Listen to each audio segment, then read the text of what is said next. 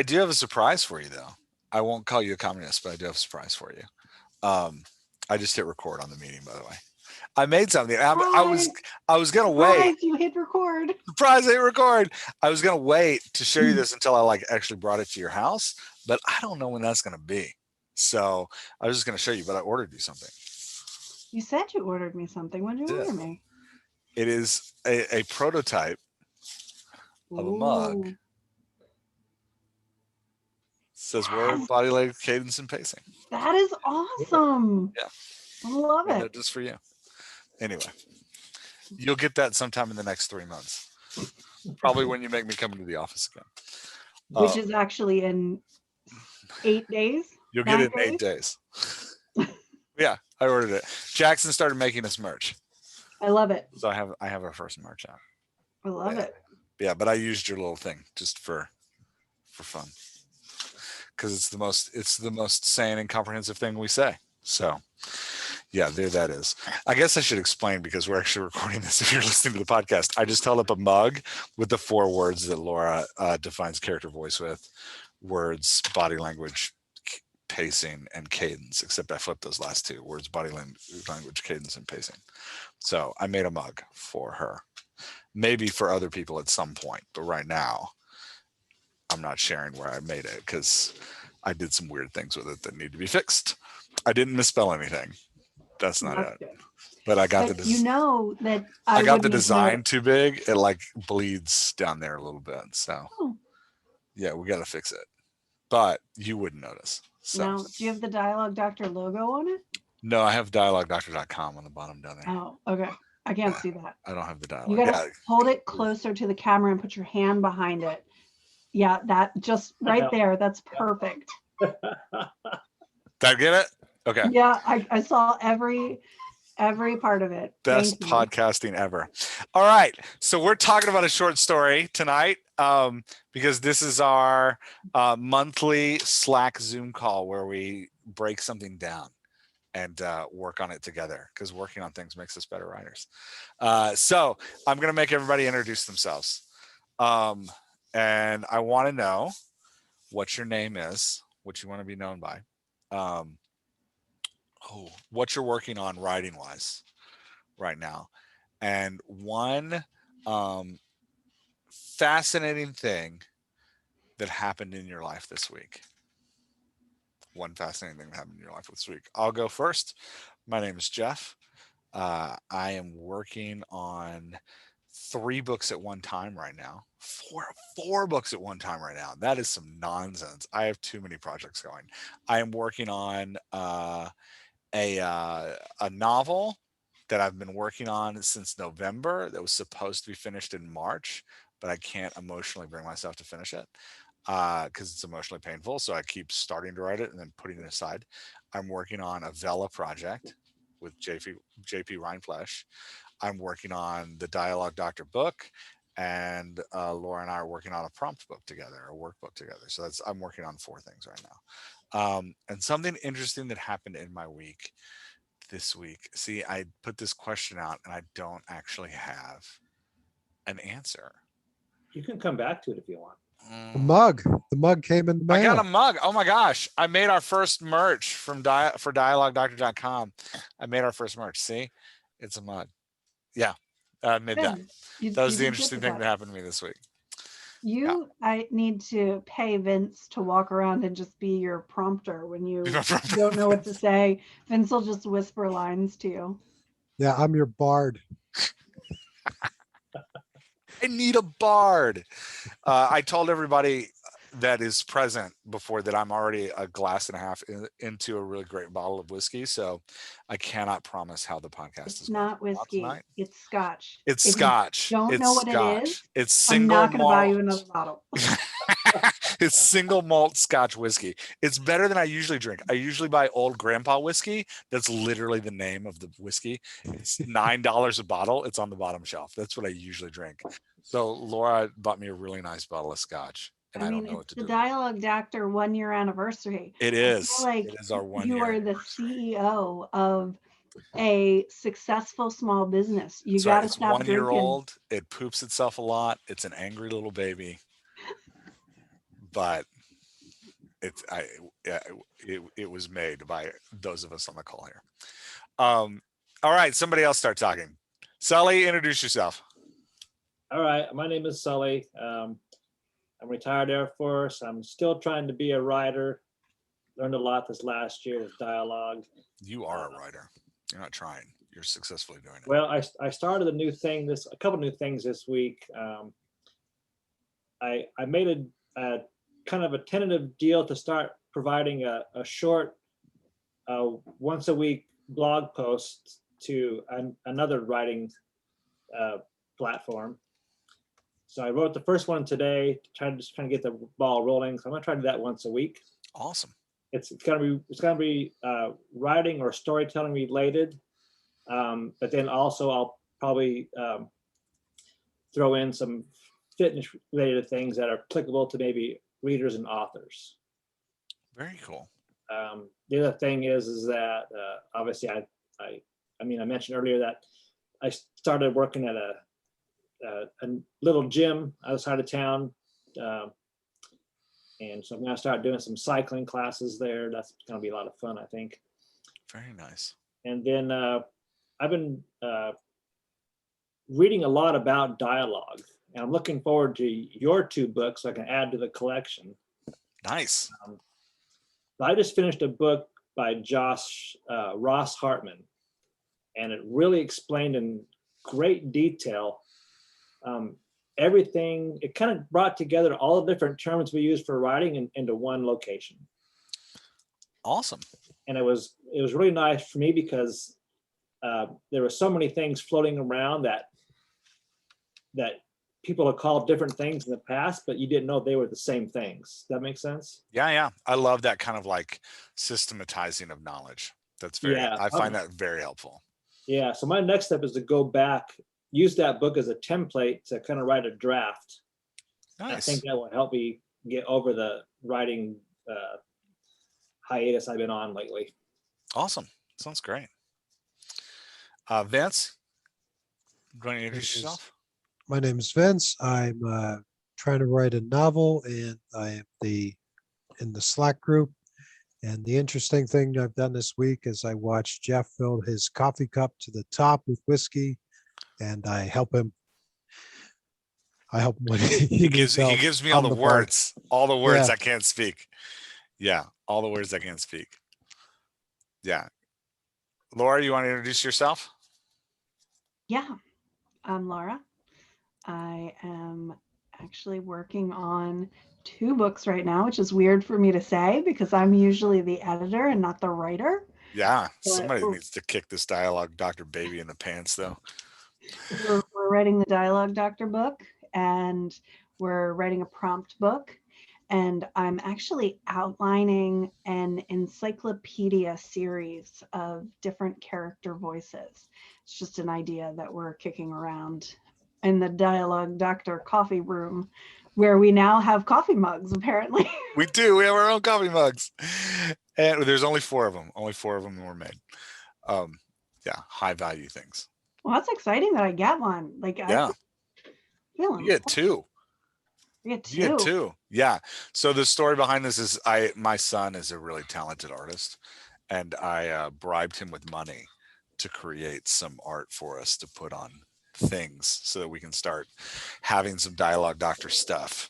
And he's in the process of doing that. He drew a really cool sketch today of a mouth with words coming out of it, and the words are "put it in their mouths." So I'm excited. He's very talented. He's super talented. Creative. Yeah, he's crazy creative, but it'll be fun. All right. So today we are talking about Ray Bradbury's short story, All Summer in a Day, which I loved. Interesting title. I had to think about that All Summer. a couple of times to even make sure I read it right.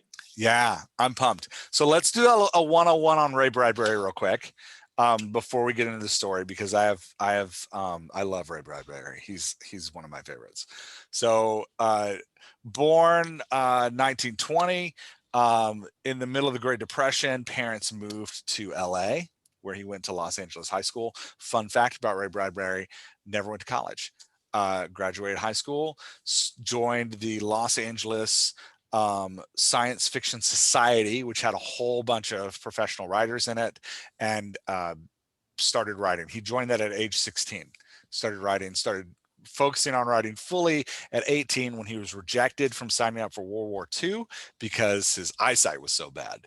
So he couldn't go to World War II because he couldn't see, because his glasses were huge. So he decided to publish science fiction instead, and we are all thankful for that. Yeah, so he wrote 27 novels. He lived until, I actually didn't write down when he died. I don't remember. He wrote 27 novels. He wrote 21 plays and over 600 short stories. The novels you may know him best for are Fahrenheit 451 and The Martian Chronicles. It was actually his first book. It was a collection of short stories that a publisher was like, hey, why don't you, these all kind of have to do with Mars. Why don't you put them all together in a book and we can sell it as a book? So he wrote that. This story, he wrote All in a Summer's Day. He published first in 1954. So it comes in this, he published Fahrenheit 451 in 1953. That's probably his best known book. And then this one came after that, just to give you kind of like a center. He is known as one of the fathers of science fiction, one of the like birthers of science fiction. Oh, a great quote from him. I'm going to screw it up. I didn't write it down. I'm going to screw it up, but a great quote for him is, science fiction is the depiction of the real. Fantasy is the depiction of the unreal. And that's how he would determine whether he was writing science fiction or fantasy. If it's something that could possibly happen, it was science fiction. If it could never possibly happen, it was fantasy. So I think that really helped me when I was thinking about genre and stuff when I first started writing, because I always thought about like science fiction's in space, fantasy has dragons, but according to Ray Bradbury, it doesn't matter where it is. If it can possibly happen someday, it's science fiction. If it's never going to happen ever, if it's unreal, it's fantasy. So that's why Star Wars is fantasy. Anyway, all that to say, we're reading All in a Summer's Day. I should probably just go ahead and spoil the plot, shouldn't I, so we can talk about it? Sure. I'll just spoil the plot. The story is about a group of elementary school kids who live on Venus, where it rains for 7 years straight. And then they get like a couple hours of sunshine, and then it goes back to raining again. And the story picks up as the kids are waiting for these couple hours of sunshine that haven't happened since they were 2 years old. So the sun hasn't shone since they were 2 years old.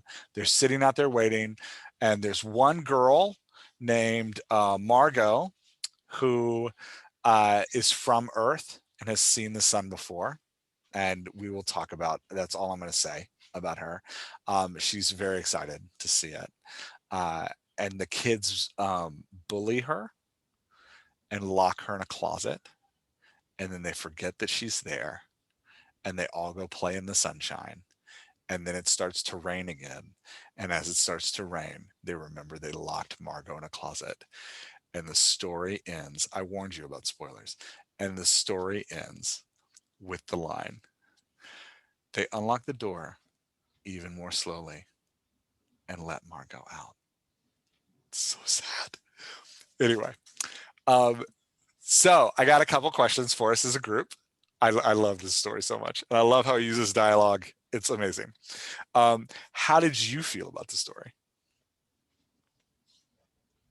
Anybody? Laura, did this beat the Flannery O'Connor story we did last time? Oh my gosh.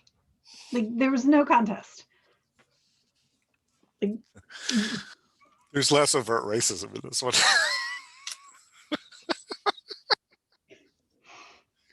while there was less murder in this, the follow-up short story where Margot kills Margot murders the entire elementary school class. Yeah, there's going to be a lot of murder in the sequel. Oh, the revenge thriller where Margot's 25 and has grown up and is hunting down all of these class members to kill them all in the 2 hours of sunshine. Yeah, that's the movie I want to see. Killed him right before the 2 hours of sunshine. Killed him right before the 2 hours of sunshine. Still though, I stayed with our theme with a sad story. It was very sad. I didn't want to give you any happiness. Yeah, I know. Yeah. I've realized that dialogue doctor is synonymous with melancholy and depression. Melancholy and sorrow. Sully, Vince, how did y'all feel about the story? I didn't think it was as sad as the previous story we talked about. Well, and that one everyone was murdered. So maybe Yeah. that's why. I really thought that this little girl was just kind of wistful and kind of wishes she hadn't been dragged along, across the solar system to this place. yeah. Yeah. Vince, what were your initial thoughts on the story? Oh yeah, that she has seasonal, distress. Was that seasonal? No affect disorder. Yeah, affect disorder. And Yeah, except it she lasts for 7 years. yeah, she wasn't exactly in the right spot. And the impression I got, the way it was written was really efficient in a way, which is they didn't have, it's all of 4 pages Yeah. to read this thing. And this girl is not exactly wired like her classmates. And they're able to convey that in 4 pages, that she's just a little bit annoying. So they perceive her as being annoying and just a little bit of a weirdo, and that she's kind of timid. So that the way I took this, those 3 things make her the perfect candidate. They stuff her in a closet, and then they all get excited when the sun comes out and they forget about her. And then the sun comes and goes. And, she's been so excited to see it just like everybody else, but she missed out on it. Yeah. Yeah. Yeah. It's I think it's important to know, for those of you listening who haven't read the story, Margot remembers sunshine. None of her classmates do. So she's been wanting for years to feel the sunshine, which I think is one of the reasons why, like Vince is saying, that her classmates think she's a little bit weird, right? Like she's wanted this thing that they don't understand. Yeah. Yeah. And she's got really great descriptions of it. Like, I think the sun is a flower that blooms for just 1 hour. Like, really great, beautiful thoughts on it. I loved Margot. I immediately fell in love with the wistful dreamer. Who interesting themes of immigration in here, right? Like, 'cause she's the immigrant to a new world amongst a bunch of natives. So there's a fascinating, which is part of what I love about science fiction, that I think the best and strongest science fiction, which it takes circumstances and conflicts and questions about our world and forces us to reckon with them under a different lens. Bradbury was a master of that, right? Like Fahrenheit 451, his kind of best known novel that so many of us have to read in high school before we're too old to actually appreciate it, like I was.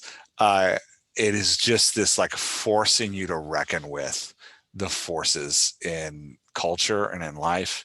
And this one does that too, right? Like there's some really great thinking here on the position of power and the abuse of that power and the experience those with power get to have, whereas those without power are deprived. There's just really great Bradbury, and I promise not to make this into a social commentary, but Bradbury is a master of taking social commentary and his thoughts on the world and painting it in a story so that you don't realize you're digesting it until you're at the end. And 2 days later, you're like, oh crap, that story was actually about this thing. But yeah, because while the story is about kids on Venus, it's not actually about kids on Venus, which is great. What did y'all think of his use of dialogue? What did you notice? what I noticed is the characters themselves convey the emotions, and the narration is more of just the facts. Yeah. Yeah. Can you think of it? Was there a spot that stood out to you? Um, I guess it'd be on the fourth page. It'd be on the second column, about halfway down. It says they realized that she was locked in the closet, and then the narrator says they stood if someone had driven them like so many stakes into the floor. They looked at each other and then looked away. They glanced around at the world that was raining now and raining steadily. They could not meet each other's glances. Their faces were solemn and pale. They looked at their hands and their feet, their faces down. In the context of the conversation and the story, we understand this to that they feel bad, Yeah. but that's not what these words say. These words say they're standing still, they're looking at each other, they're looking at their feet.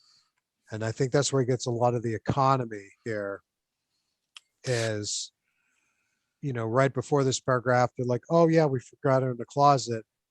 And then after this paragraph, they're like, okay, well, we got to let her out, pat her on the head, tell her we're sorry kind of thing. Yeah. And I love how he brackets. So he does this thing where he'll take, especially like right here. First off, he doesn't attribute any dialogue, right? In this little section. He doesn't give any of the kids' names, but there's just these like verbal expressions. So right before that paragraph you read, he's got this like, will it be 7 more years? Yes, 7. Then one of them gave a little cry. Margot. And I love that he's like, you think about as writers, like what we have to do and what we're doing by choice. This sentence, then one of them gave a little cry. That was a necessary sentence, right? Like I think 90% of us would have written that sentence, 90% of writers, but it's only the 10% of us that are going to follow it up with a kid screaming the girl's name, which is where the like punch in the gut comes, right? Like when they yell our name, it's like, oh, and then they say it over and over again. What? She's still locked in the closet. She's still in the closet where we locked her. Margot. And then we have the paragraph you read, Margot. One of the girls said, well, no one moved. Go on, whispered the girl, right? Like, so using that dialogue just to like punch you in the throat with the emotions of the kids, like just like saying her name over and over again, I think makes it really a really powerful moment. Yeah. So this section that Vince read about, they stood driven to the floor and they looked at each other and they looked it away. That is an excellent use of body language as dialogue. Yeah. Right? Like that's what we should all be striving to do when we're replacing dialogue.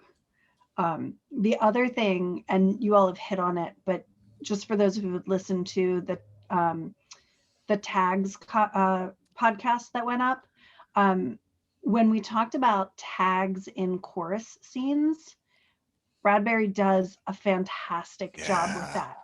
He names Margot, he names the bully, he names the teacher, but no one else. All the other kids are a chorus. All the other kids are, they cried, the children cried, right? Yeah. Like it doesn't matter who says these things because it's not Margot and it's not the bully. So they're all saying the same thing, which does kind of an awesome thing for us. It allows us to be there in the moment because oftentimes in a crowd like that, I don't know how many people have been in a room with 27-year-olds, 9-year-olds. It's chaos. Like you never know who's saying something. They're just all shouting all at once. So there was a really great representation of what that chorus looks like. Yeah, I didn't even think about that. That's a great point. Yeah, and so what Bradbury does is like Vince was saying at the opening, you have these places of like big description, but then when he wants to zoom in so you can feel it, right? Like he's picking places that he wants you to feel what's going on, and then he zooms into the story there, and that's where the dialogue appears. And I just, it's the ending is so hard, and the way I love his pacing, right? Like the way that he like is balancing these like moments of revelation with short exclamatory sentences, right? Margot, one of the girls said, well, no one moved. Go on, whispered the girl, right? Like the short, fast back and forth gives this like really fantastic sense of expectation, like what's going to happen. And then he lands a paragraph of, again, like body language, right? Like we're still in the chorus interacting and talking with each other, but they walk slowly down the hall in the sound of cold rain. They turn through the doorway to the room in the second they turned through the doorway to the room in the sound of storm and thunder, lightning on their faces, blue and terrible. They walked over to the closet door slowly and stood by it. Behind the closet door, there was only silence, right? Like, so like the fast, and then like slowing it down in a paragraph, lengthening out those sentences to talk about like describing what's happening, giving it some extra like flavor, and then like moving into the moment where they open the door. It creates this really great sense of expectancy. It's very Edgar Allan Poe. Poe does this all the time, plays with like the length of paragraphs and to like give you quick back and forths to like build up the energy, and then just like a landing at this paragraph that like brings the energy home. It's really, I really, yeah, mass respect. It's really great. Any other thoughts on this section before we move to another? Anything else that stand out to you? I think you nailed it. Sully, what was your favorite section? Well, two of them. One at the beginning where we like get a sense of like, you know, what they're all on their tiptoes for, and then the section we just talked about, that sentence that she's saying, you know, go ahead, like let her out. Yeah. That made me pause. I'm thinking, oh my gosh, people, you are rotten. Yeah. Well, this sentence right here, man, one of the girls said, well, yeah, right. Like there's so much hanging on that well, especially when we pull in the social context of what's going on and like the conversation about power that's happening here, that so much happening in that one. In that one word. Yeah. So let's talk about the opening that you cited, because the opening's fascinating. What did y'all think of him opening with just dialogue? So the opening of the short story is ready, now, soon. Do the scientists really know? Will it happen today? Will it? Look, see for yourself. The children press to each other like so many roses, so many weeds intermixed, peering out for the look at the hidden sun. It rained, right? Like, how do y'all feel about him opening the piece with dialogue? What emotion did that, or like what feeling did that arise in you when you started reading? well, you almost can't not keep reading. Yeah, it totally creates a mystery that you have to like build into. Yeah. Any other thoughts on it? So you talked about it a little bit earlier, but Bradbury's use of pacing. I wish we had read this story before the workshop, because Bradbury does everything that equal pacing should do. Yeah. The mirroring of the length of each sentence being measured and equal to each other, short and then growing into the prose, and then coming back out of the prose, just everything is mirrored and in step. And it's amazing, not just because it's so engaging and like Sully said, you can't not continue reading, but also because he is able to capture the child's voice. Yeah. It's so hard to capture children's voices. And I will give a nod to the last story that we read, Flannery O'Connor, she did a great job of capturing children's voices too, but those children were much more, they didn't have the excitement that these children have. When children are excited, they tend to just shout words. They don't really have Yeah. sentences. And they were able to really capture, excuse me, Bradbury was able to really capture that here. Yeah, he really uses that here later down the column where he's yelling, it's stopping, yes, yes, right? Like just these two exclamations of the chorus, Mm-hmm. which I love because it does this thing where you have this paragraph of heavy prose, right? That's pretty heavy. This paragraph, like Sully was pointing out, is this like world setting, scene establishing, like massive paragraph. This is kind of what I expect to read when I read sci-fi, right? Like where you're like, Mm-hmm. in a world where there is a spaceship. But like, you know, please don't ever write that sentence in a book. But this like, it had been raining for 7 years, thousands upon thousands of days, compounded and filled from one to the end of the other with rain, the drum and gush of water with the sweet crystal fall of showers and the concussion of storms so heavy they were tidal waves come over the island. 1,000 forests had been crushed under the rain and grown up 1,000 times to be crushed again. And this was the life forever on the planet Venus. And this was the schoolroom of the children of the rocket men and women who had come to the reigning world to set up a civilization and live out their lives. Right? Like then the next paragraph is another one of heavy prose. Margot stood apart from them, from these children who had never, and he goes on to talk about who the main set up the main character.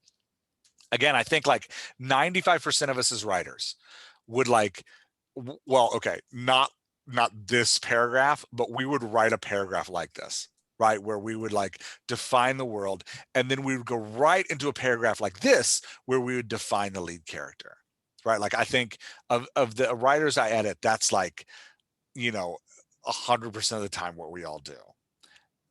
But Bradbury pauses here to put two sentences of dialogue, and what I felt like it did was he sets up this expectation and this excitement here, and then you can totally feel the energy start to die in that paragraph I read, right? Like just the pacing, the excitement, the energy. That's a beautifully written paragraph, right? It's succinct, it's effective, it paints this beautiful picture, but you can just feel the energy coming out of it as we have this like description. And if he had gone right into the Margot description, by the time we got to the next piece of dialogue where they're actually talking about what's going to happen, we would have lost all of our energy that he had built here at the beginning. So he gives you these two exclamations just to like pop that energy right back in there, just to remind you like, hey, we're expecting something and this is exciting and you should feel it with these kids. Like it's just this really great, you know, bam of energy with those two dialogue lines, which is awesome. Well, and Sully mentioned something about the prose that I think is really important that we don't want to get too far away from, is that there's an economy of language. There are a million things that Bradbury could have done to describe what it's like to be in a world where it never stops raining. Yeah. But he doesn't describe the pain of it. He describes it in like poetic terms. Yeah. So we're experiencing it through the visualization as opposed to experiencing it through being told that it rained and it rained and it rained and the gutters were full, and right, like we didn't hear it that way. He paints this amazing visual picture, and this is a really great example of the narrator having a really strong voice. We don't often talk about the narrator's voice because we talk so much about dialogue and what comes in between the quotes that we kind of cut everything that isn't between the quotes as prose unless it's a first person written story. This is an example of a third person story that is written with a really strong narrator's voice. Mm-hmm.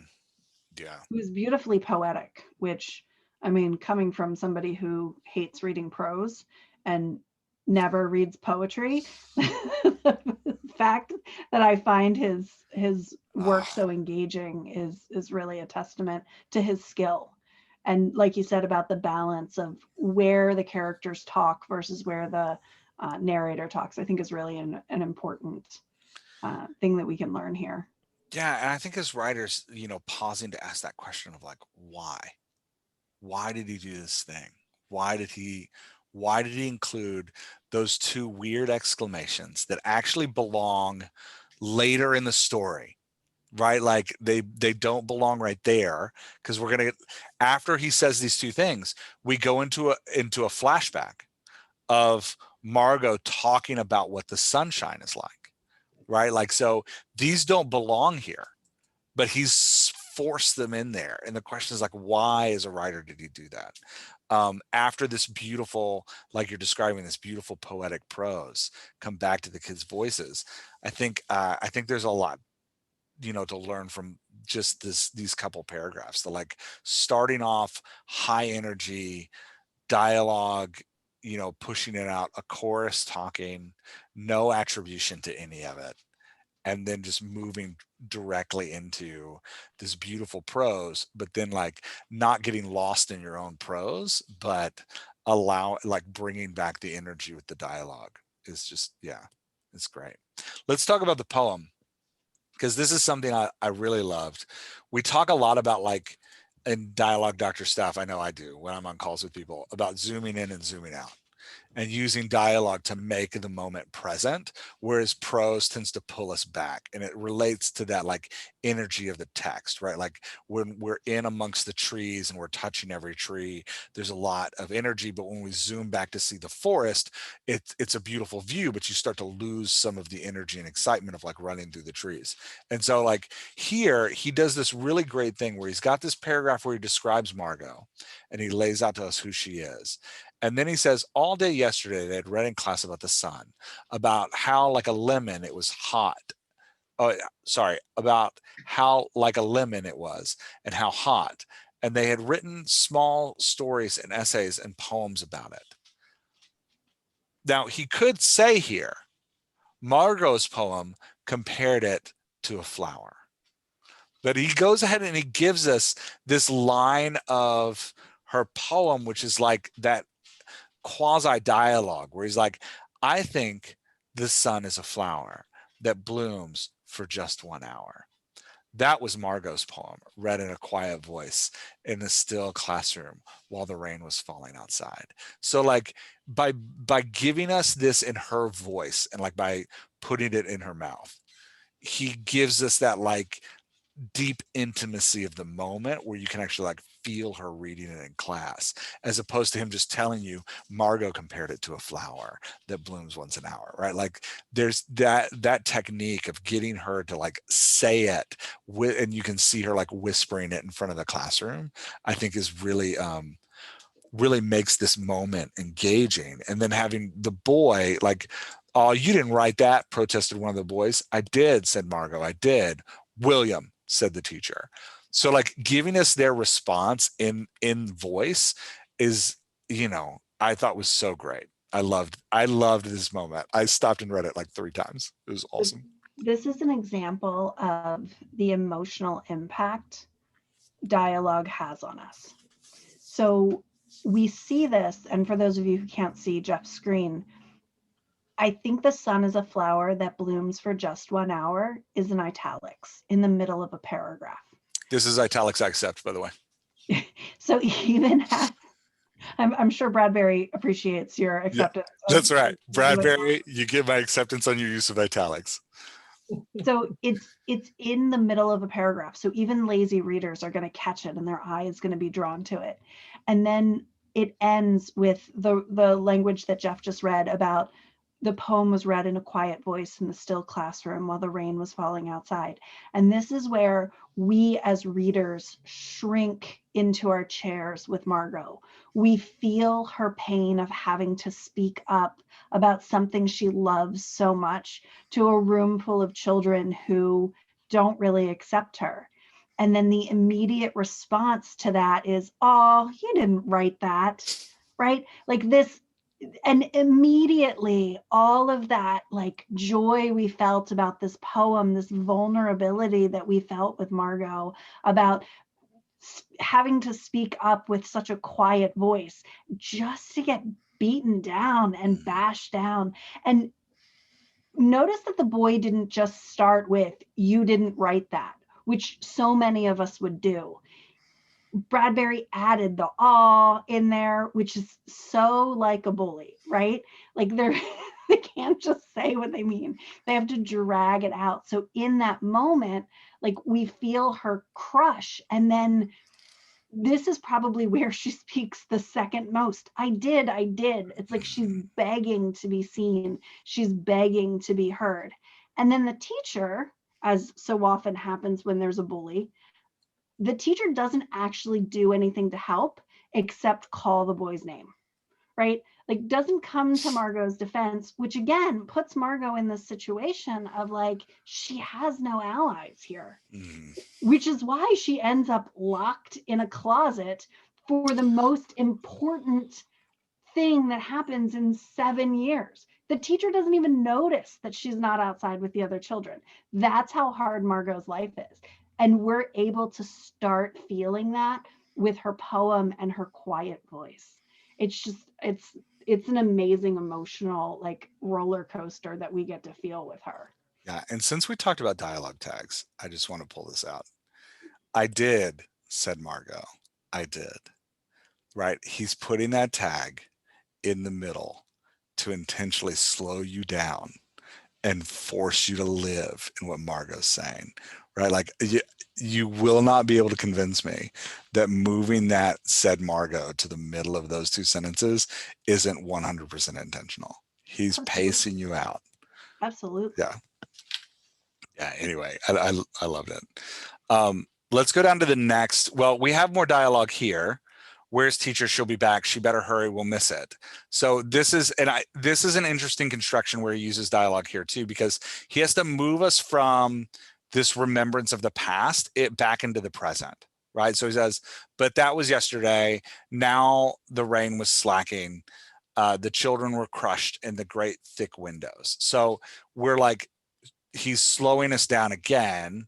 I'm sorry, he's transitioning, and to transition, he needs to pick back up the energy again, right? Like we've had this sad moment with Margot, but he's like, "I got to get you back into the anticipation for the sunshine." So "Where's teacher? She'll be back. She better hurry. We'll miss it," right? Like, so just using that crowd voice to the chorus voice to like build back up that energy. The next section I wanted to look at was the bullying section, which is in page 2 in column 2. We have this Margot remembering and kind of living in this moment. Well, I guess it actually starts here with her remembrance. It actually starts at the top of page 2 Does it with start William. this is where the bully starts. You're right. What are you looking at? Yeah. I said nothing. Speak when you're spoken to. He gave her a shove, right? Like it's this, like anyone who has ever been bullied or seen anyone bullied knows exactly what that feels like. This Yeah. moment of like, I want to say something, but you're not giving me any space to, and it doesn't matter what I say, you're just going to beat me down anyway. And then to get beaten for not speaking it. It's like, Yeah. Yeah. And then down here, we get this paragraph of her talking about being on Earth and living in Ohio and like having seen it before. And then again, he brings back in the dialogue to just help us feel like the pain of what she's experiencing, right? Like, "But Margot remembered. It's like a penny," she said once, eyes closed. "No, it's not," the children cried. "It's like a fire," she said, "in the stove." "You're lying. You don't remember," cried the children, right? Like you get that like just energy and um intensity when he starts bringing in these remembrances and putting them in her voice and letting the children, the chorus, respond to her, which is really again really powerful. Yeah. And then the final piece of bullying comes down here because it affirms that she did remember, that she does know. And then we get this, they hated her pale snow face, her waiting silence, her thinness, and her possible future, right? Like just bringing home the like jealousy of the native versus the immigrant, like pulling that in. Well, and I think the part that we need to make sure that we talk about is the fact that her parents are talking about taking her back to Earth. Yeah. That's why they hate her so much. Hate her future. Yeah. Because she gets the opportunity. Now she's basically losing her mind on Venus. Yeah. She's so overwhelmed with water that she won't even shower, right? So her parents are watching her deteriorate. So likely the children don't want to be around her because she's the stinky kid, because she's not showering. Oh, I hadn't even made that connection. Right? Like, Yeah. yeah. So they're saying that, and once a month ago, she had refused to shower in the school shower rooms, had clutched her head to her ears over her head, screaming, water mustn't touch her head. Right? So yeah, I missed that part. Yeah. She's already an outcast. And the fact that I read prose and you didn't says something I here. read it. I was just so engaged. I skimmed right over that. Yeah, I didn't make that connection. That's great. Then her father and her mother are talking about taking her back to Earth. Yeah. So like here she is, the only one of her classmates who remembers, the only one who's traumatized by the rain, the only one who has the opportunity to get out. And this is where the bullying is coming from. Yeah, and then we move from that into the what I think is the largest amount of dialogue in a single section, besides the ending, right? Which is this like, get away. The boy gave her another push. What are you waiting for? Then, for the first time, she turned and looked at him, and what she was waiting for was in her eyes. Well, don't wait around here, cried the boy savagely. You won't see nothing. Her lips moved. Nothing, he cried. It's all a joke. Wasn't it? He turned to the other children. Nothing's happening today, is it? They all blinked at him and then, understanding, laughed and shook their heads. Nothing, nothing. But, Margot whispered, her eyes helpless, but this is the day the scientists predicted. They say they know the sun. All a joke, said the boy, and he seized her roughly. Hey, everyone, let's put her in the closet before the teacher comes. No, Margot said, falling back. They surged about her, caught her up and bore her, protesting and then pleading and then crying back into the tunnel, a room, a closet, and they slammed and locked the door. So yeah, anyway, this big section of dialogue here kind of conveying the pain of the children rejecting her and locking her up, literally like lying to her about the thing that's going to bring her the most joy, like all of these things, like ripping it away from her, and having her like response in first body, like the build to her voice. That's the words I was trying to get out. The build to her voice of, first she looks at him and then she sees she finds what she's waiting for, and then her lips move, and then he speaks over he and the chorus speak over top of her, and she only gets like a half sentence out before they grab her and push her into a closet. And no, Margot said, falling back, is the last thing we hear from her, which is anyway, just a really powerful moment, and using dialogue and that like body language to convey dialogue in such a powerful way. Yeah. And then we cut back to the rest of the story. Yeah. The teacher returning. Ready, children? She glanced at her watch. Yes, said everyone. Are we all here? Yes. And the rain slacked still more. Yeah. Right. So here these children are, bullies pushing this poor child into a closet and then lying to the teacher about it. Everybody's here. Yeah. Sully and Vince, I've been talking a lot. Do you guys have any thoughts on this section? Anything you liked about it, didn't like? I marked that particular spot as like, oh my gosh, how could you little brats do that to somebody? Yes. Should we be worried that there's a theme that bratty children are the only thing Jeff reads about? What are you talking about? It's not me that read about them. It's people that write about them. It's not my problem. It's their problem. Yeah. Yeah. me and my 5 bratty children. My children are bratty at all. They're great. Yeah. Anyway.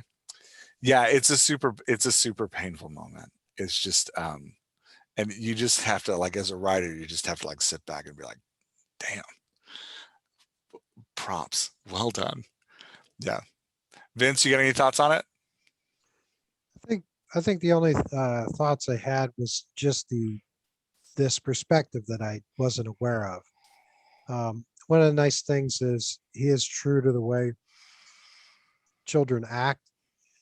Sometimes children are self-centered, and this is like a very logical thing that a child would do. You know, when the storm breaks, they're forgetting about, you know, everything. They just stand up and they leave their toys where they're at, which is nice. But the thing that I liked, and maybe I'll fuss with it in some short stories of mine, is to put these gestures that move towards dialogue. Mhm. That was a really nice little touch. I like that. I didn't really pick up on that the first time. Yeah, it's his use of body language and gestures is just fantastic. The way that he's conveying so much emotion and how they move around is really great. All right, last question of the night. After reading this piece, what is one thing you're going to do for your writing? And Vince, you have to come up with another one because you already said you're going to try to play with body language and gestures. I'm going to make you do another one, but I'll let you go last. What is one thing you're going to do with your writing, or you're going to experiment with in your writing after reading this? I can go first because I'm forcing you guys to answer a question on the fly. I don't write choruses very much.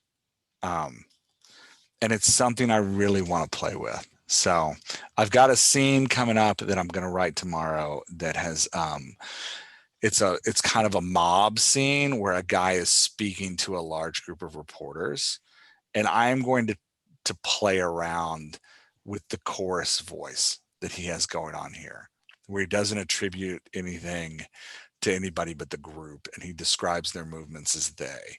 I'm going to give that a shot. That's what I'm going for after reading this piece. So anyone in the Slack who's anticipating what next week's editing prompt is going to, I can almost guarantee Right, dialogue as a chorus. Yeah. do with the chorus. Yeah, I was actually thinking that same thing, Laura. Just a little predictable. So, yeah. Back on page 1, Jeff, you and Laura are much better at reading between the lines and breaking down the analysis. That's why I like it, so I can learn. But I'm going to give this really poetic prose a try because I like that better than traditional. Nice. Even though it was so heavy and thick that I kind of glazed over reading it because I don't write that way myself. I don't read a lot of this kind of thing. So, but after hearing your explanation, I like the idea of it. So I'm going to give that a try.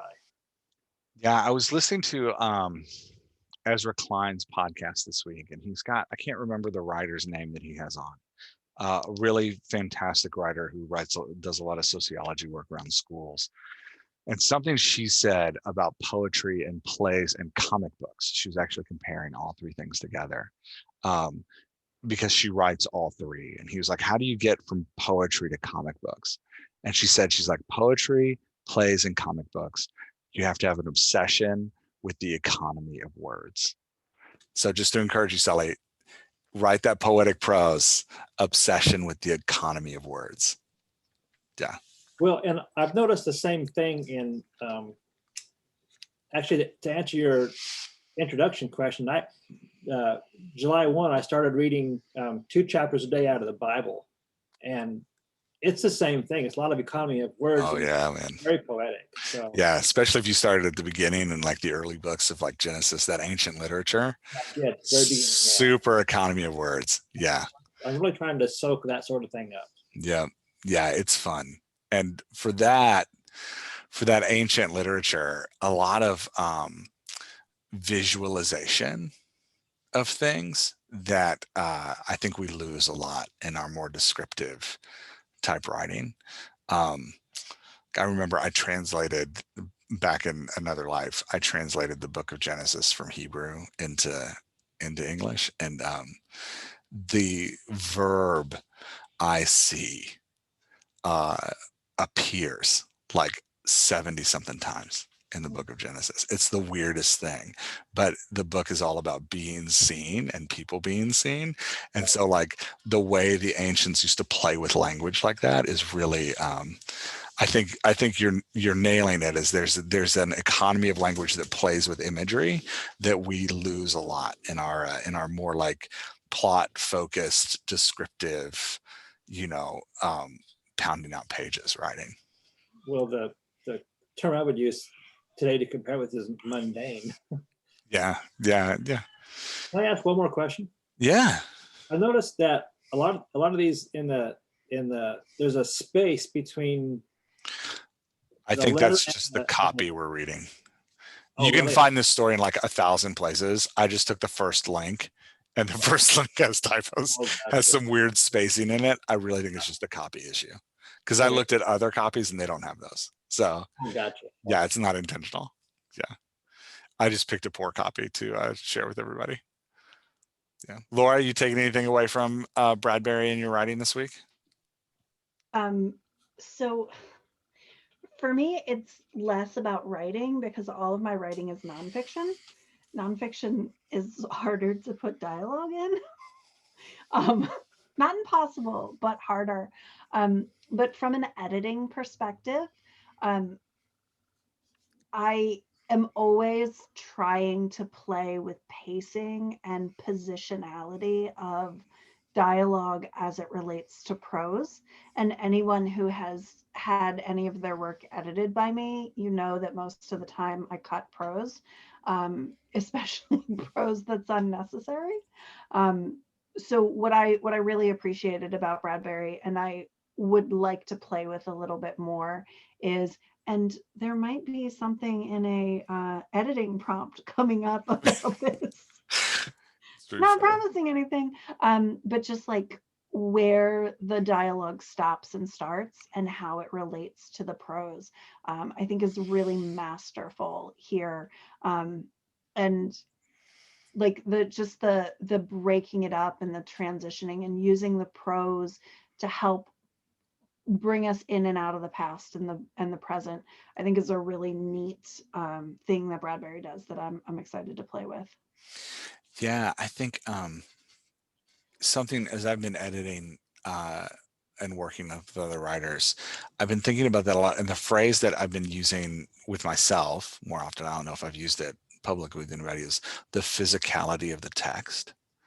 And it does feel sometimes when you're looking at a piece like this, the like almost envisioning it as like sizes of bricks that you're stacking together, like a Tetris board where you're fitting the physical pieces of the text together, that creates a specific rhythm to the read.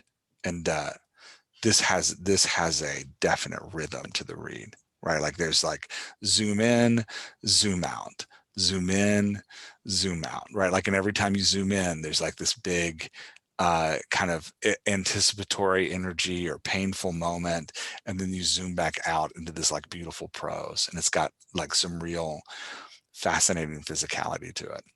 I don't know if that's actually a thing. That might just be something that I'm making up in my head because I'm writing 4 books at one time and like can't actually focus on anything. So I'm having like LSD trippy moments with words. But all that to say, it's something that I've been noticing, is that there's kind of a rhythm to the physicality of how we read things and how we look at things. Vince, what you taking away? I found this one spot that maybe I want to poke around with. It's on the first page. I'm having a hard time describing it. The second column, it says, "Oh, you didn't write that," protested one of the boys. "I did," said Margot. "I did."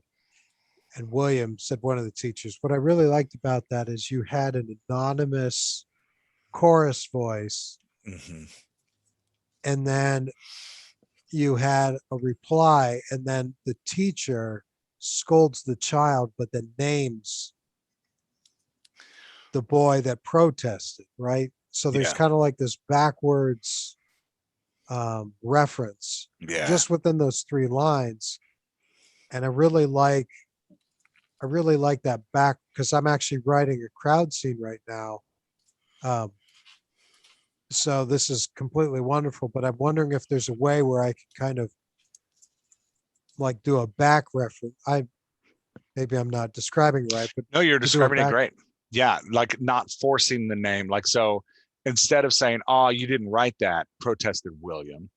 right. Right, like that doesn't identify. Like you're saying, it doesn't identify him as part of the chorus. So, like with the words, Bradbury's actually having him like visually step out of the crowd and like one of the boys, and then he gets a name. Yeah, there's definitely something there. Yeah, the way he put it sounds more natural, actually. Yeah, it's more. It lends some authenticity to the moment, I think. Yeah. Right. Because before I read this, I would have written it, William said this, Margot said she wrote it, the teacher scolded William, and then moving on. And it's all like very simple. And this appears to be simple, but is very rich. Yeah. And that's nice. Yeah, I love that. All right. Any final thoughts on Bradbury before we say goodbye to All Summer in a Day? I think it was an excellent choice. Yeah, this was a good one. I liked this one. See, Laura, I do pick okay things sometimes. No surprise murders. No surprise murders. I make no promises about next No month. surprise racism. No surprise. You can give me surprise murder any day. Don't surprise me with racism. No surprise bigotry. Oh, that's the worst kind of bigotry too. It's wrapped in a nice box. Surprise. Sorry. We shouldn't joke about bigotry, and that's not funny, and I apologize right now. I am very sorry that I said that. Yeah, thanks for reading with me. Y'all, this was a lot of fun. Anybody want to plug anything before we get off the call? I never let people do this. I'm bad at it, but I should. Do y'all have anything you want people to go look at? I'm still slowly building my morning online fitness if people want to join in. Nice. Yeah. What's the T-Sully- website for that, Sully? tsullyfitness.com. Yeah. It's good stuff. Riders need that. We need to get up and moving, right? Like, so 15 minutes of fitness is very helpful. Yeah, I sent you a quick message on Slack about another idea about that. And I need to answer that. I'm sorry I haven't. I've been really bad at communicating. If you've sent me an email in the last 2 weeks, I'm sorry. I just apologize. I actually sat down today and I answered my email. There are like 4 people listening to this. They're like, "Hey, he's talking about me." I sat down today and I answered my email, and I was like 3 weeks behind on some emails, and I just started all of them with, "I'm sorry. I'm so embarrassed." I'm so embarrassed. Yeah. Anyway. You get busy. Yeah, don't worry, Sally. I'm gonna. I know the Slack message is sitting out there. I will answer, and I think I can answer now. It's a great idea. I think, yeah, it's a good idea. So, but I'll give you a more complex answer later. No, good idea. Implementation of 2 different things. Yeah. Vince and Laura, y'all want to? You want to plug anything? No. Okay. No, just we talked an hour about 4 pages. That's how great this work was. That's all I got. Oh man. Yeah, if you've never read it, go read it. Nice to meet you, Vince. And I'd like to just advocate for the books. I'm still waiting. Yeah, they're coming. They're coming. Laura is now engaged, which was good, because otherwise I would have fretted with anxiety for like another probably 3 months and then written something that wasn't very good. So this is one of the many attributes that Laura brings to the team, is settling Jeff's emotional chaos, which is much anticipated. Yeah, Jeff needs settling of emotional chaos to actually write. Yeah. All right, gang. I'm going to turn off the recording, and we can chat a little bit more. Bye, all listeners. Bye.